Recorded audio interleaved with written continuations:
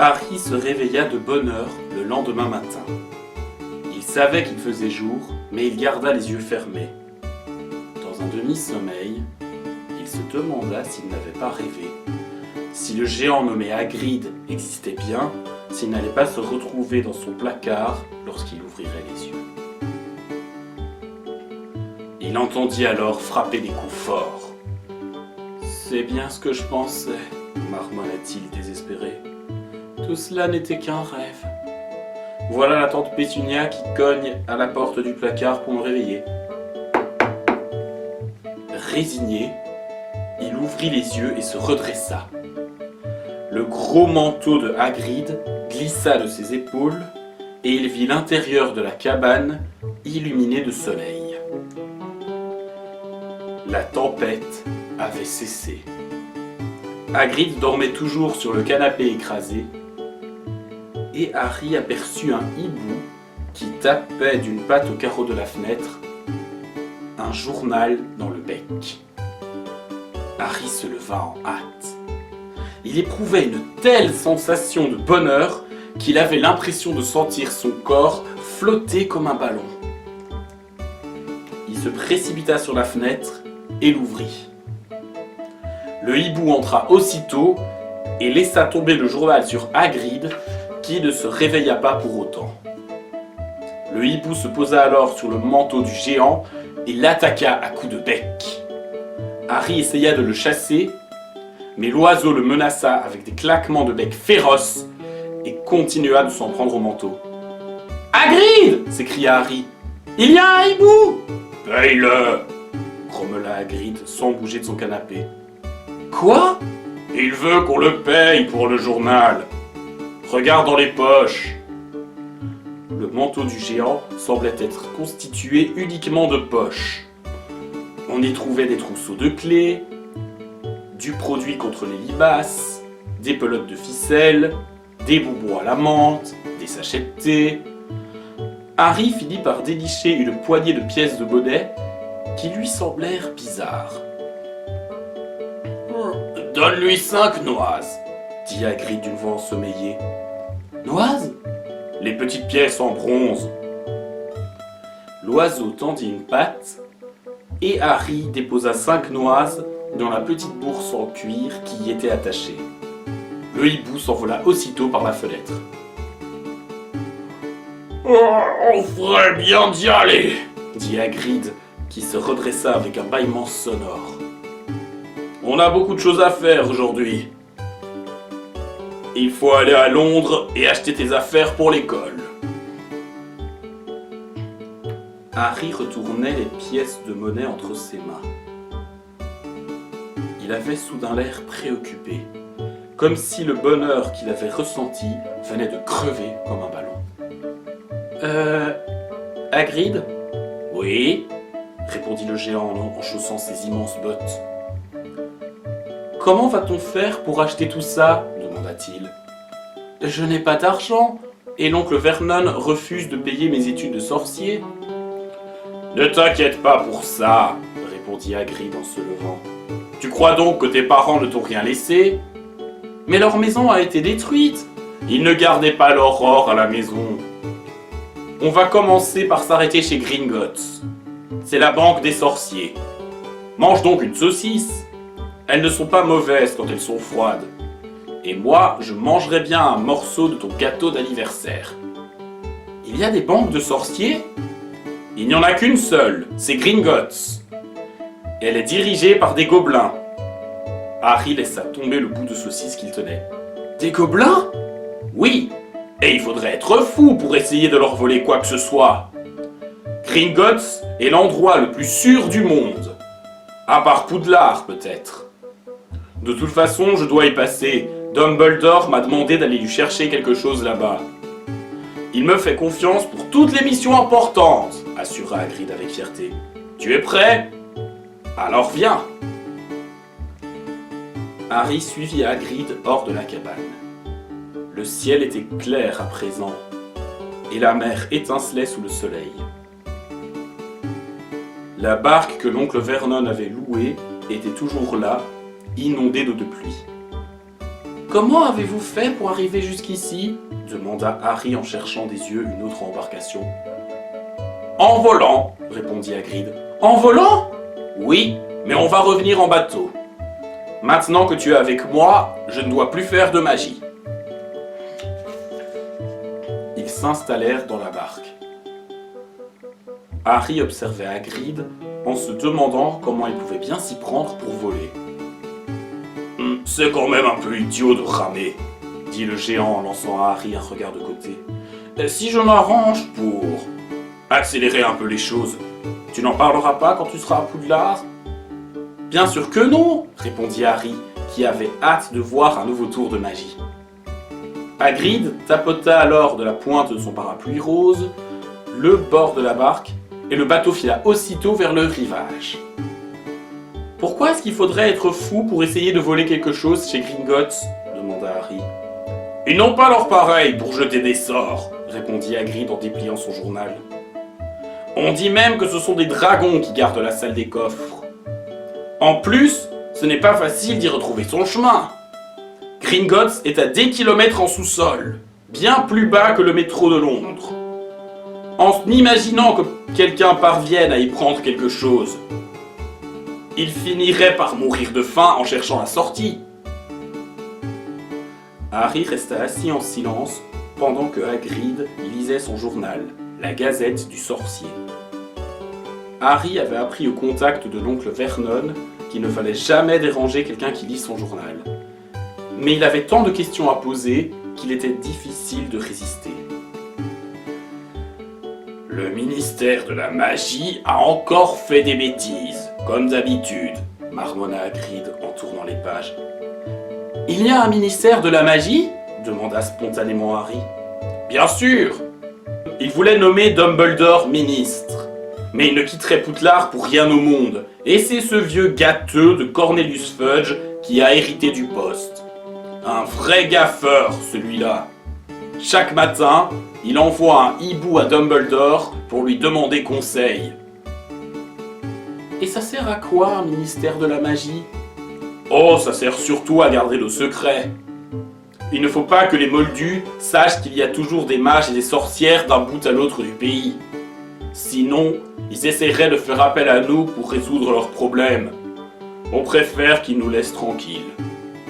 À ce moment, le bateau heurta en douceur le quai du port. Hagrid replia son journal et ils montèrent l'escalier de pierre qui menait à la rue. Tout au long du chemin qui les conduisait à la gare, les passants se retournaient sur Hagrid.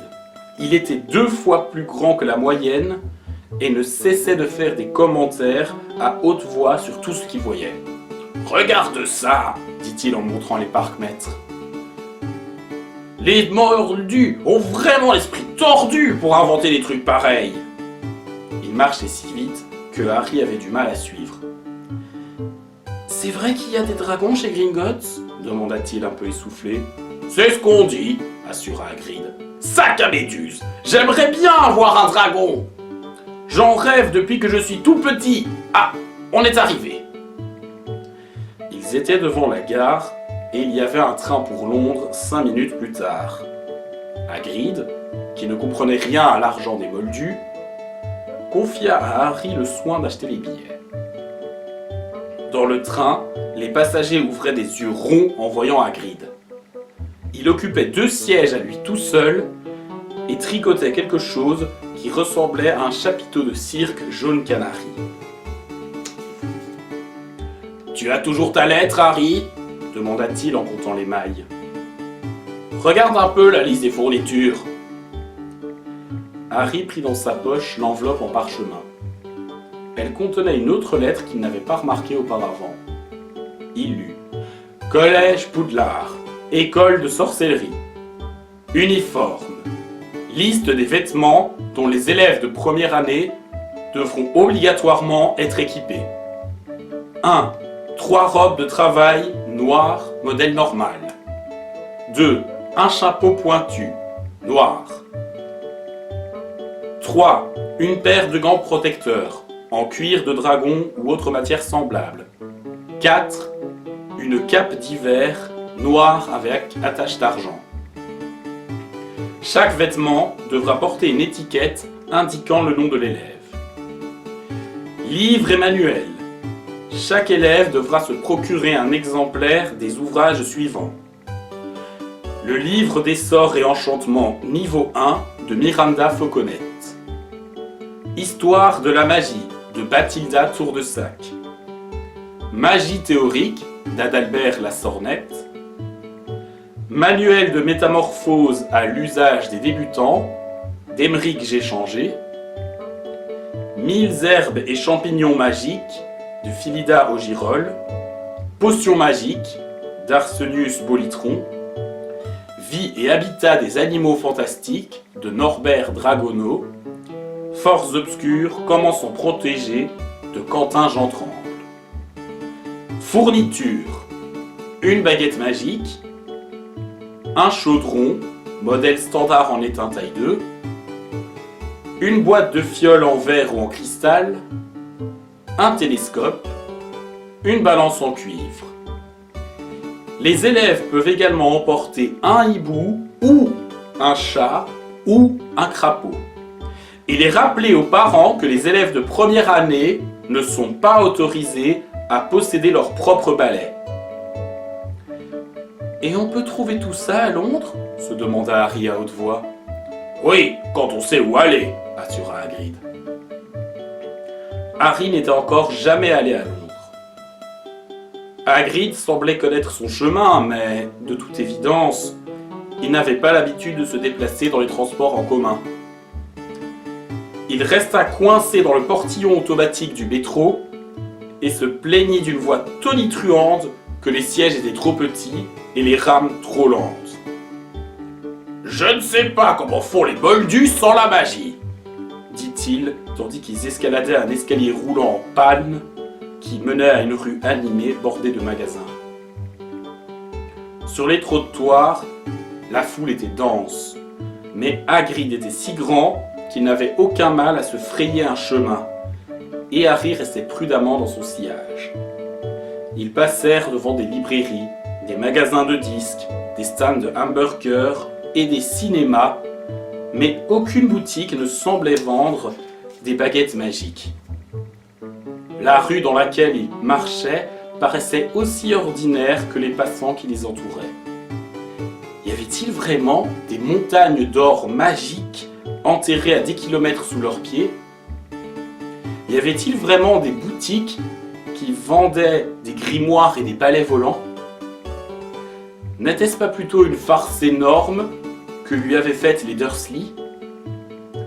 Si Harry n'avait pas su que les Dursley ne possédaient pas le moindre sens de l'humour, il aurait pu le penser. Mais même si tout ce que lui avait raconté Hagrid jusqu'à maintenant était incroyable, Harry ne pouvait s'empêcher de lui faire confiance. Soudain, Hagrid s'arrêta net. « C'est là !» dit-il. « Le chaudron baveur, un endroit célèbre. » C'était un pub minuscule et miteux, coincé entre une grande librairie et une boutique de disques. Si Hagrid ne le lui avait pas montré, Harry ne l'aurait jamais remarqué. D'ailleurs, personne d'autre n'y faisait attention. C'était comme si Hagrid et Harry avaient été les seuls à le voir. Lorsque le géant le fit entrer à l'intérieur, Harry fut surpris qu'un endroit célèbre paraisse aussi sombre et misérable. De petites femmes étaient assises dans un coin et buvaient de petits verres de xérès. L'une d'elles fumait une longue pipe. Un petit homme en chapeau haut de forme parlait à un vieux barman chauve dont la tête ressemblait à une noix scintillante. Lorsque Harry et Hagrid entrèrent, la rumeur des conversations s'interrompit. Tout le monde semblait connaître Hagrid. On lui adressait de toutes parts des signes de main et des sourires. « Comme d'habitude, Hagrid ?» demanda le barman en tendant la main vers une rangée de verres. « Peux pas, Tom. Je suis en mission pour Poudlard !» répondit le géant en donnant une tape sur l'épaule de Harry, dont les genoux fléchirent sous le choc. « Seigneur Dieu !» dit le barman en regardant Harry. « Est-ce que c'est vraiment ?» Soudain, Les clients du chaudron baveur ne dirent plus un mot, ne firent plus un geste. « Par le ciel !» murmura le vieux barman. « Harry Potter ! Quel honneur !» Il se hâta de contourner le comptoir et se précipita sur Harry pour lui serrer la main. Il avait les larmes aux yeux. « Soyez le bienvenu, monsieur Potter! Bienvenue parmi nous !» Harry ne savait pas quoi répondre. Tous les regards étaient tournés vers lui. La vieille femme continuait de tirer sur sa pipe sans se rendre compte qu'elle s'était éteinte. Hagrid rayonnait. Puis, on entendit les chaises racler le plancher et l'instant suivant, Harry se trouva entouré de gens qui tenaient à tout prix à lui serrer la main. Pas un seul client du bar n'était resté assis. « Je suis Doris Crockford, monsieur Potter. C'est extraordinaire de vous voir enfin. Je suis très fier de faire votre connaissance, dit quelqu'un d'autre. J'ai toujours rêvé de vous serrer la main, assura un troisième. Je suis si ému. Je suis si honoré de faire votre connaissance, monsieur Potter, dit un quatrième. Je m'appelle Diggle, Dédalus Diggle. Je vous ai déjà vu, répondit Harry, tandis que le chapeau haut de forme de Dédalus Diggle tombait sous le coup de l'émotion. Vous m'avez salué un jour dans un magasin. Il s'en souvient, s'écria Diggle en regardant tout le monde autour de lui. Vous avez entendu? Il s'en souvient. Harry continuait à saluer tout le monde, tandis que Doris Crockford ne cessait de lui tendre la main. Un jeune homme au teint pâle s'avança, visiblement nerveux. L'une de ses paupières était agitée de tics. « Professeur Quirrell !» s'exclama Hagrid. « Harry, je te présente le professeur Quirrell, qui sera un de tes maîtres à Poudlard. »« Potter !» balbutia le professeur en saisissant la main de Harry. « Vous ne pouvez pas savoir à quel point je suis heureux de vous rencontrer. »« Quelle matière enseignez-vous, professeur ?» demanda Harry. « La défense contre les forces du mal, » marmonna le professeur Quirrell, comme s'il eût préféré ne pas en parler. « Mais vous n'en avez pas besoin, Potter. » Il eut un rire nerveux. « Vous êtes venu acheter vos fournitures? Je dois moi-même acheter un nouveau livre sur les vampires. » Cette perspective semblait le terrifier.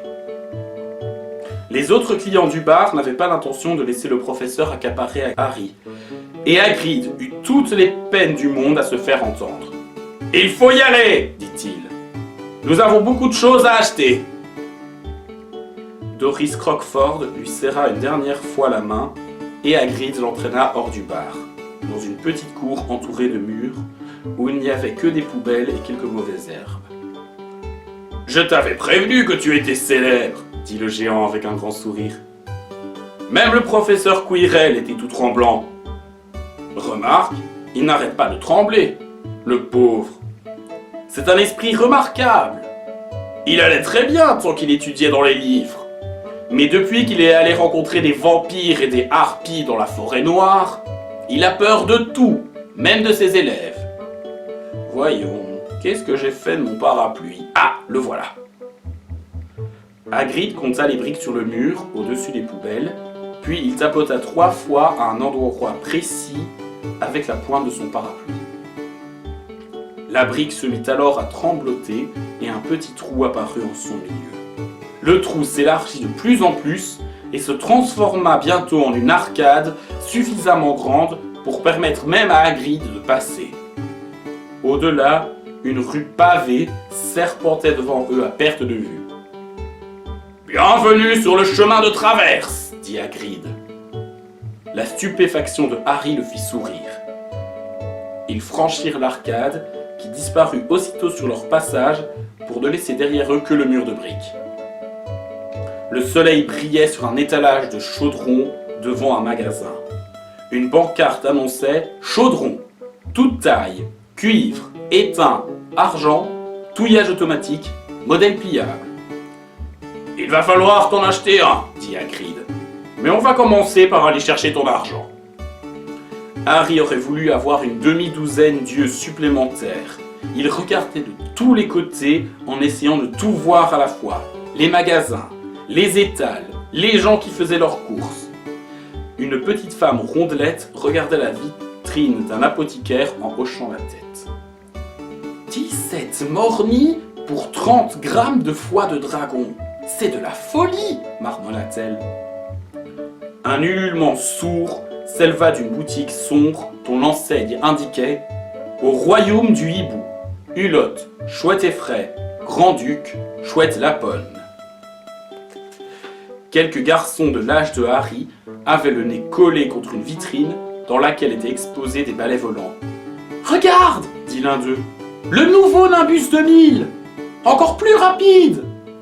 On vendait de tout dans les boutiques. Des balais, des robes de sorciers, des télescopes, des foies de chauve-souris et des yeux d'anguille conservés dans des barils, des piles chancelantes de grimoires, des plumes d'oie, des parchemins, des potions, des globes lunaires, d'étranges instruments en argent. « Ah, voilà Gringotts !» dit enfin Hagrid. Il se trouvait devant un grand bâtiment d'une blancheur de neige qui dominait les boutiques alentours. Debout à côté du portail en bronze étincelant, vêtu d'un uniforme écarlate, se tenait un « Eh oui, c'est un gobelin !» dit calmement Hagrid, tandis qu'il montait les marches de pierre blanche qui menaient au portail. Le gobelin avait environ une tête de moins que Harry. Il avait le teint sombre, un visage intelligent, une barbe en pointe, des pieds et des doigts longs et fins. Lorsqu'ils pénétrèrent à l'intérieur du bâtiment, le gobelin s'inclina sur leur passage. Ils se retrouvèrent devant une autre porte, en argent cette fois, sur laquelle étaient gravés ces mots. « Entre ici, étranger, si tel est ton désir. Mais à l'appât du gain, renonce à obéir. Car celui qui veut prendre et ne veut pas gagner, de sa cupidité le prix devra payer. Si tu veux t'emparer en ce lieu souterrain d'un trésor convoité qui jamais ne fut tien, voleur, tu trouveras en guise de richesse le juste châtiment de ta folle hardiesse.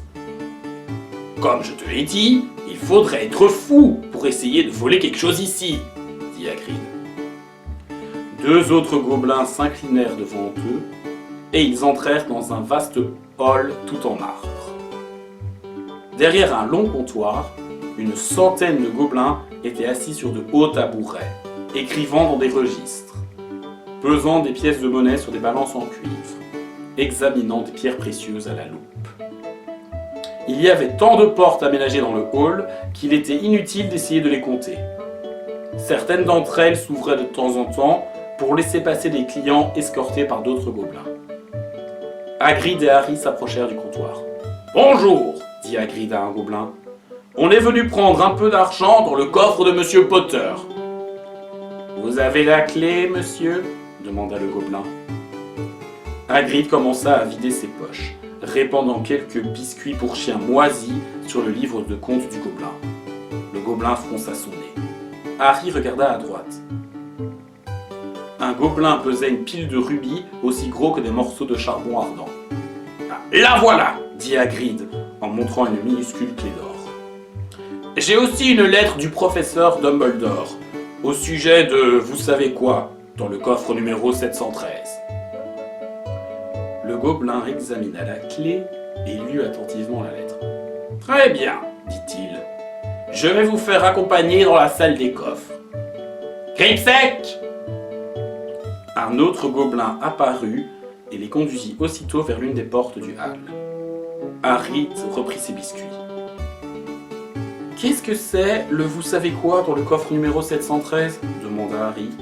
« Ça, je ne peux pas te le dire, » répondit Hagrid d'un air mystérieux. « Très secret. Une affaire qui concerne Poudlard. Dumbledore m'a confié une mission, mais je n'ai pas le droit d'en parler. » Gripsec leur tenait la porte. Il les avait menés dans un étroit passage en pierre éclairé par des torches.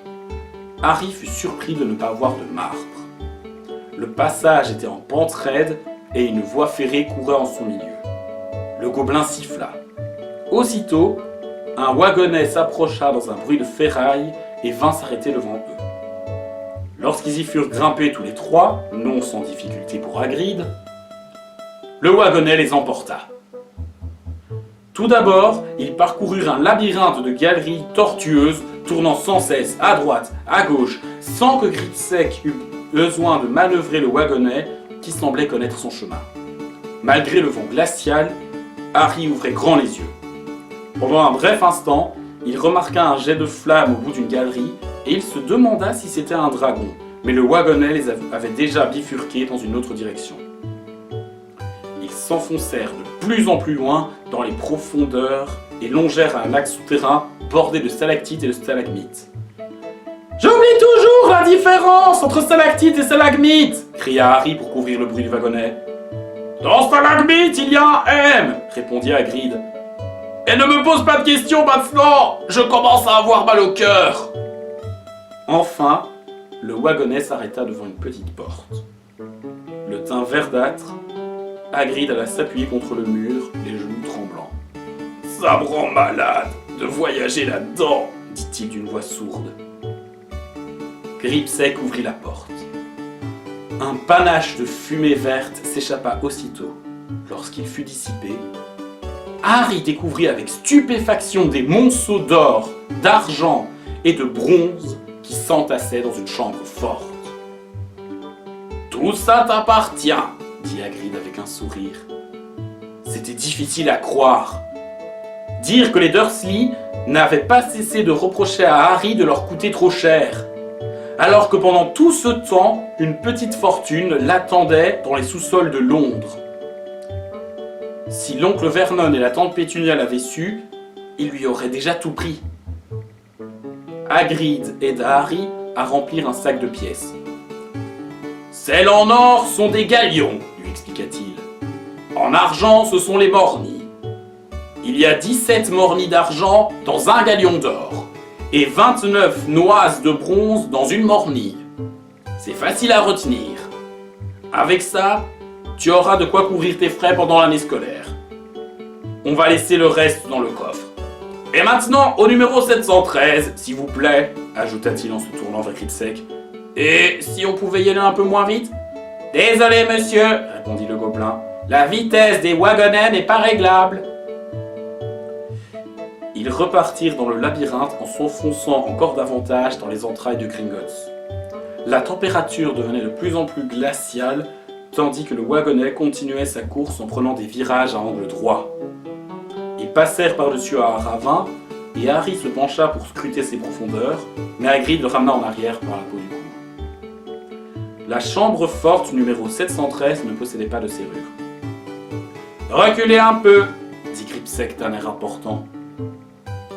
Il caressa alors la porte du bout des doigts, et elle disparut soudain, comme si elle s'était volatilisée. Si quiconque d'autre qu'un gobelin essayait d'ouvrir cette porte, il serait aspiré au travers et deviendrait prisonnier de la chambre forte. « Et vous vérifiez de temps en temps s'il n'y a pas quelqu'un à l'intérieur ?» demanda Harry. « Tous les 10 ans environ, » répondit Gripsec avec un sourire mauvais. Une chambre forte aussi bien protégée devait contenir un trésor fabuleux, pensa Harry.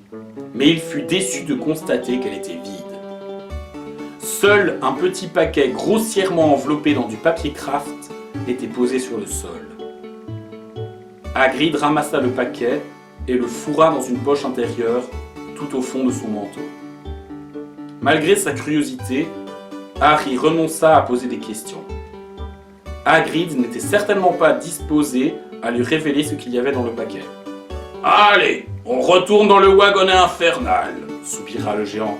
« Évitez de me parler pendant le voyage, il vaut mieux que je garde la bouche fermée. »